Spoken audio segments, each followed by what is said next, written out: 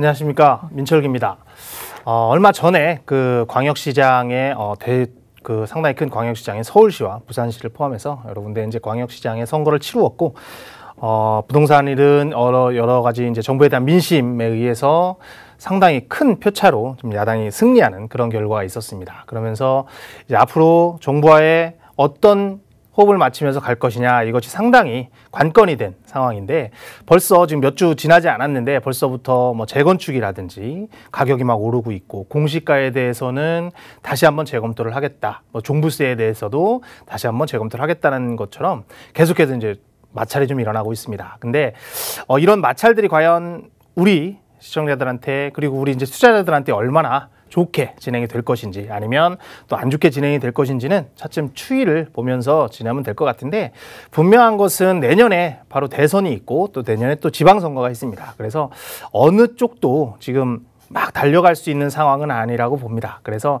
지금 이 중간에 있는 1년여 남은 시점에 과연 우리들은 어떤 방향으로 가야 될지를 좀 면밀히 살펴볼 필요가 있습니다. 그래서 지난주에 이어서 오늘은 과연 서울시, 뭐 부산도 마찬가지지만 가장 큰 대도시인 서울이 이제 서울시장의 변화로 인해서 과연 어떻게 진행될 것이냐를 좀 살펴보고 있는데, 지난주에 이어서 오늘도 25개 구 중에 다른 구들을 좀 살펴보면서 공약이 나왔던 부분, 그리고 이 공약대로 과연 지켜질 것인지, 아니면 뭐 새로운 공약들이 나올 것인지에 대해서 좀 살펴보는 시간을 갖도록 하겠습니다. 서울을 보실 때 이 지도는 서울의 지도입니다. 서울의 지도는 한 번 정도는 다 보셨을 텐데, 서울은 뭐 이렇게 생겼습니다. 이렇게 생겼고 총 25개 구로 이루어져 있습니다. 그래서 서울을 보실 때 핵심은 바로 가운데 있는 이 한강입니다. 한강을 기점으로 보시고, 한강을 기점으로 가장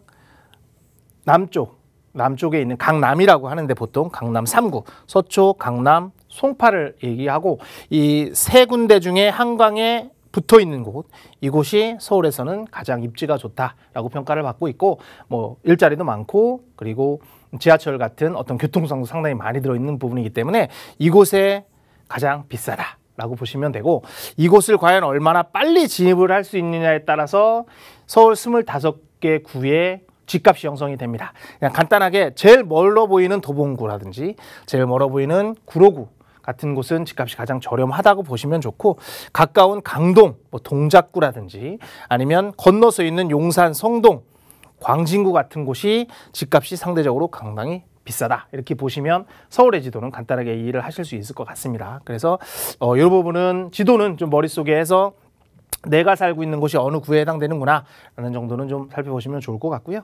지난주에 여러 구를 살펴봤고, 오늘은 그 중에서 또 다른 구를 살펴보겠습니다. 오늘은 도봉구와 동대문구를 보겠는데, 도봉구는 가장 위쪽에 있는 구라고 생각하시면 됩니다. 25개 구 중에서 거의 뭐 그 시가를 기준으로 하면 24에서 25등 정도로 좀 많이 저평가되어 있는 곳이 도봉구다 이렇게 보시면 되는데, 도봉구에서는 산과 가까이 있기 때문에 도봉구를 전체를 개발하기는 상당히 어렵지만, 도봉구의 강남이라고 불리는 창동이 있습니다. 이 창동은 계속해서 이 재건축도 많이 추진을 하고 있고요. 재건축도 추진을 하고 있고, 그리고 창동역이라는 곳에 뭐 다 알다시피 GTX가 들어옵니다. GTX 신호선이 지금 예정이 되어 있기 때문에 이 GTX를 기점으로 해서 창동역이 완전히 바뀌는 가능성이 상당히 많습니다. 그렇지만 꽤 오래전부터 창동역 역사 개발이나 그리고 아레나라든지 여러 가지가 계획이 돼 있었는데 진척을 많이 못 이루고 있었습니다. 근데 이번에 공약에서는 민자 역사를 최대한 더 빨리 개발을 하겠다. 그래서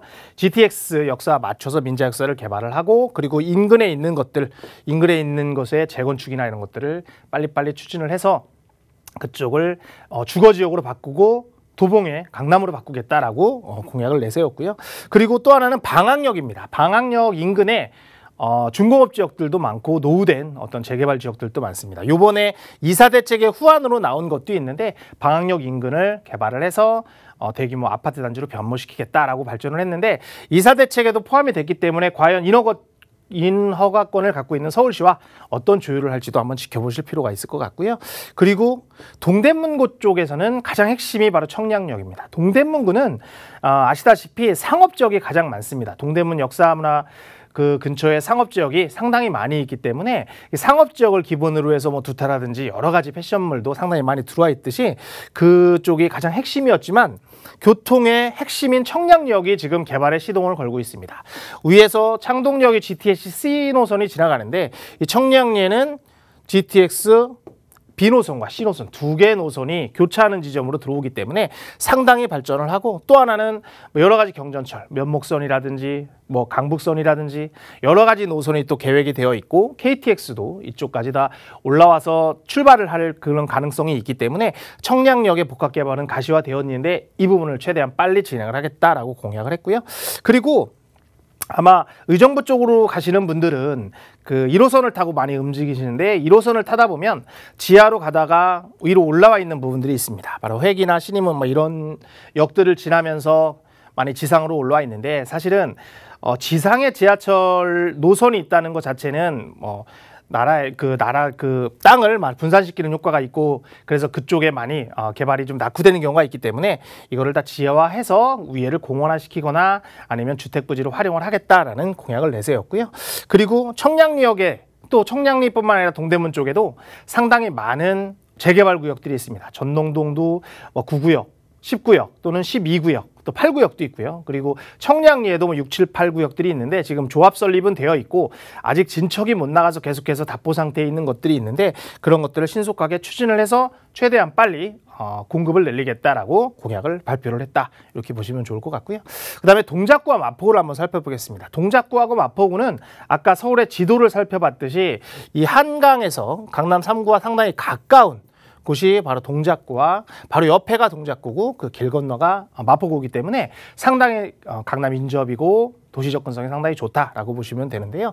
이 중에 동작구 쪽에서는 사실은 동작구와 마포구를 지나는 게 바로 서부선입니다. 서부선은 계획이 되어 있고 다 통과를 해서 바로 착공 전에 단계에 있는데 아마 8월 정도에는 착공이 예정되어 있습니다. 그래서 세전력부터 시작해서 이제 서울대까지 가는 서부선이 조기 착공을 할 수 있도록, 물론 8월에 착공을 하는 것도 상당히 빨리 착공을 하는 건데 그때라도 맞춰서 최대한 빨리 접근을 하겠다라고 해서 공약을 내세웠고요. 또 마찬가지입니다. 아까 동대문구에서 본 것처럼 서울 지하철 1호선이 또 지나가는데 지상으로 지나가는 곳이 있기 때문에 그 부분을 지하화시켜서 조금 더 그 윗부분을 개발할 수 있는 방법을 만들겠다라고 똑같은 방식을 했고요.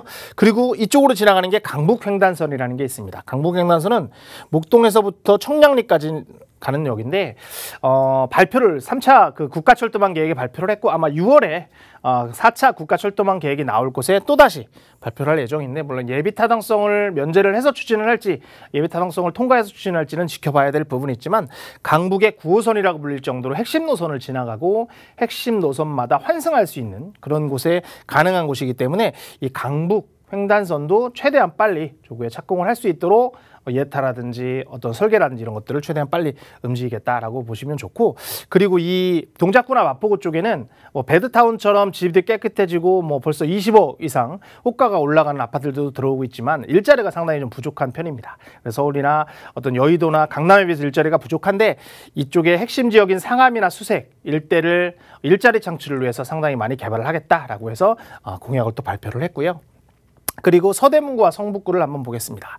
서대문구는 마찬가지입니다. 이 바로 옆에 마포구와 붙어 있는 곳이 바로 서대문구인데, 서대문구에 있는 수색 쪽에 있는 어떤 상암동의 롯데 쇼핑몰이 지금 다른 재래시장과의 마찰로 많이 늦어지고 있는데 그거를 최대한 빨리 어떤 마찰을 줄이면서 착공을 해서 많은 일자리를 확보를 하겠다라고 얘기를 했고요.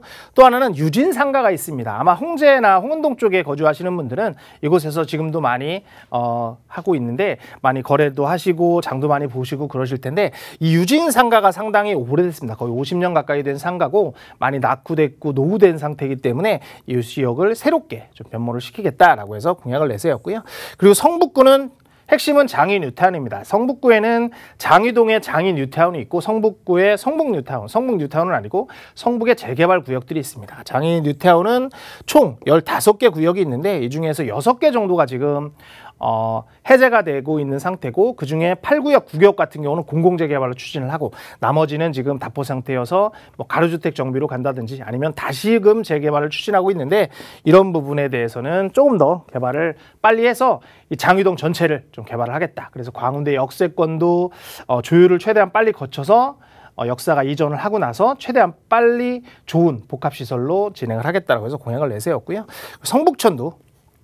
성북천이라고 이제 지나가는 그 천이 있습니다. 지류가 있는데 여기서 좀 정비해서 좀 운동도 할 수 있고 문화거리로 좀 조성을 하겠다라고 해서 발표를 했고요.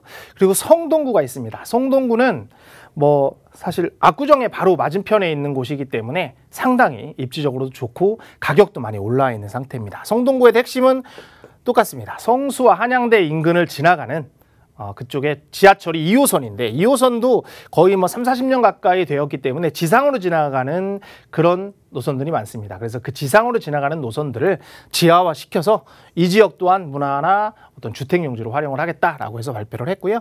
그리고 성수동에는 재개발 지역들이 여러 군데가 있지만 제일 핵심은 성수 전략정비 지역입니다. 1구역부터 4구역까지 있는 전림인데 오세훈 시장이 이제 그 두 번째 해 전에 2000년대 말에 2008년 7년에 성수 르네상스 해서 한강 르네상스로 해서 발표를 한 지역이고 50층까지 올라갈 수 있는 그런 한강변을 바라보지만 50층까지 올라갈 수 있는 유일한 지역이다라고 해서 이 지역이 지금 다시 한번 각광을 받고 있는데 이 지역을 조기에 추진을 해서 한강변 르네상스를 좀 만들겠다라고 해서 추진을 했고요.